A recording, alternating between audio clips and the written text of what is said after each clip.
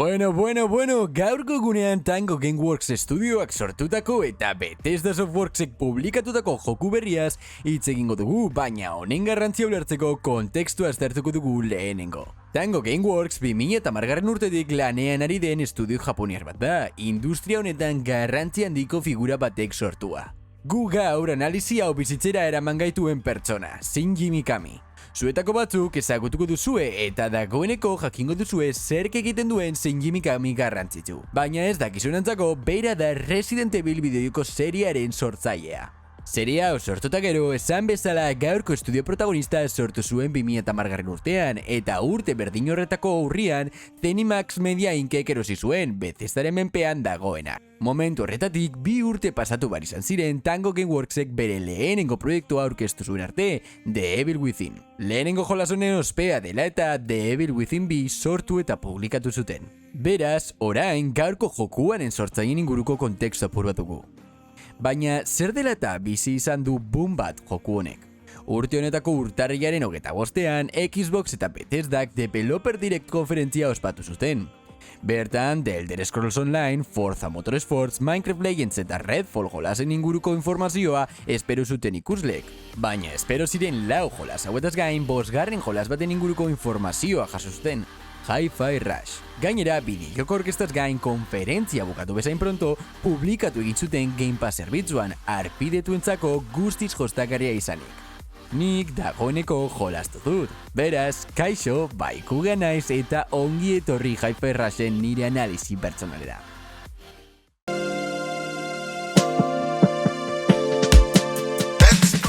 Historiari dagokionez, guk, jokalariek, Chai izeneko mutil baten papera hartuko dugu.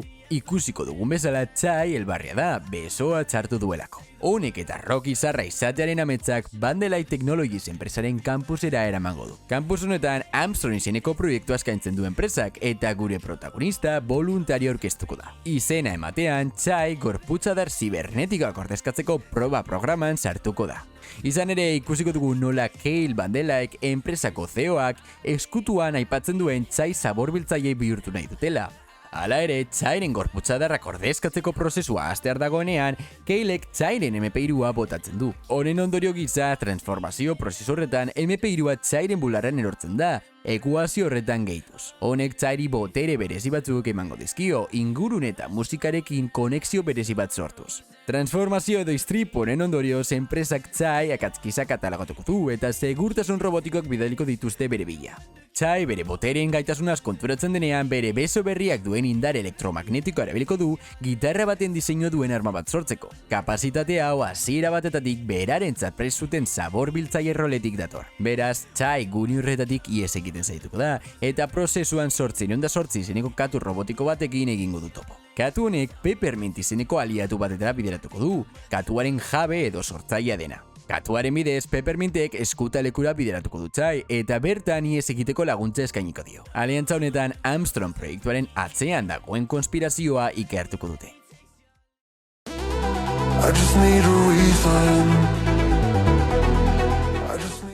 Jolas honen benetako mamia bere jostagarritasun paregabean aurkituko dugu.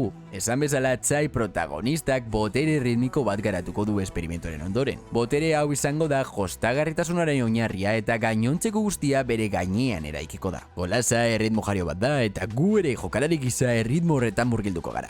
Esan daiteke Chairekin batera partekatuko dugula botere ritmiko hori. Jolasten goazen enean ikusiko dugu nola inguratzen gaituzten elementu eta eszenario guztiak erritmoz beteta dauden. Gainera, erritmoa ingurunan ikustez gain gurekin duan katu elektroniko batetan ere ikusi ahalko dugu lehen aipatutako 808 katuan. Horretaz gain, Chaik ere ritmoa direzko digu bere karrasken bitartez. Beraz, naiz eta oso erritmo gutxi izan, oso erraza da jolasaren erritmoa bizitzea eta jolasa gozatzea. Esan daiteke ritmoa digetikoa eta ez digetikoa dela, judak ere erritmoa sentituko duelako. Beraz, joko honetan dena erritmo estimulantea da. Erritmo hau integratu egingo da jolaseko burruketan mekanika gisa eta gidatu egingo gaitu gure golpeak momentu klabetan emateko. Erritmorekin bat egitean gure atakeek min gehiago egingo die Chaiei, beraz saritu egingo da erritmoren erabilera hau. Jolasak etsai bat jotzen dugun bakoitzean, erritmoarekin goazen ala ez notifikatuko digu partitura itxura duen ikono batekin. Gero, 3 golpeko konbo bat behar bezala ematen baldin badugu, musikaren erritmora golpeko gor bat emanako dugu, zirkulu itxura duen QuickTime event bat eginez. Erritmoaren erabilera hau puntuazio sistema batekin joango da, gure rendimenduaren arabera S, A, B, C edo D kalifikazioak lortuz. Aipatu beharratako gure burruketan laguntza ere izango dugula, adibidez Peppermint deitu halko dugulako gu laguntzera. Pepperminten kasuan droiak eta eskuduak apurtzen lagunduko digu. Lehen aipatu bezala Judak erritmoa sentituko du eta honek Tsairen bizitza eta ulti edo atake bereziaren barra ere erakutsiko digu. Ultiri dagokionez jokuak honekin egiten duen erabilera nahiko berezia da, burruka faseak bukatzean beti agortuko delako, burrukan erabil badugu ala ez. Normalean, bideokoetan ez da agortzen guk erabiltzen ez badugu, baina joku honek erabiltzera bultzatzen gaitu. Beste alde batetik jolasa kapituloka banatuta egongo da, eta kapitulo hauek pista izena izango dute. Pista hauek ere lehen aipatutako kalifikazio bat izango dute, guk gure rendimentua ezagutzeko. Pista guzti hauen nexotzat gure operazio zentroa izango dugu, non misioen aukeraketa bat egin halko dugun. Bertan, Peppermint gure adizkida aurkituko dugu eta berarekin interakzio bat eginez jolaseko erosketa eta hobekuntza sistemara joko dugu. Hobekuntza sistema honetan hainbat gauza eroserko ditugu, gaitasun berriak, bizitza barrandiagoak eta ulti barrandiagoak adibidez. Guzti hauek erosteko erabiliko dugun moneta kapitulotan aurkituko ditugun piezak izango dira.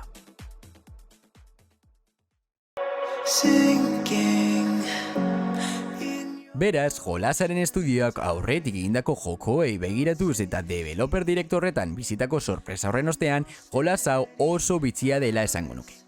Aipatu bezala jokoak mekanika berriak aurkezten dizkigu, erritmo eta burrukaren arteko fusio ezin hobea eginez. Gainera, jolasak erritmoan integratua sentitu zaitezen egiten duen ahalegina oso nabaria da, aipatutako ingurune erritmo estimulanteak direla eta. Nire ustez jolasa edozeinek osatzeko eginda dago, erritmoa izan ala ez. Beste alde batetik aurretik aipatu ez dugun alde bizuala dugu. Esango nuke oso erabaki ona eta interesgarria izan dela, komiki estiloko grafikoek izaera berezi bat ematen diotelako jokoari. Elementu guzti hauek itzerakoan emaitza oso on bat sortzen da, bideoko interesgarri bat lortuz. Betiko lez, bideoak gustatu bazaizue, eman like eta komentatu beko komentario kaxan, ez baduzue nire edukiak galdu nahi, arpidetu eta eman kanpaitxoari.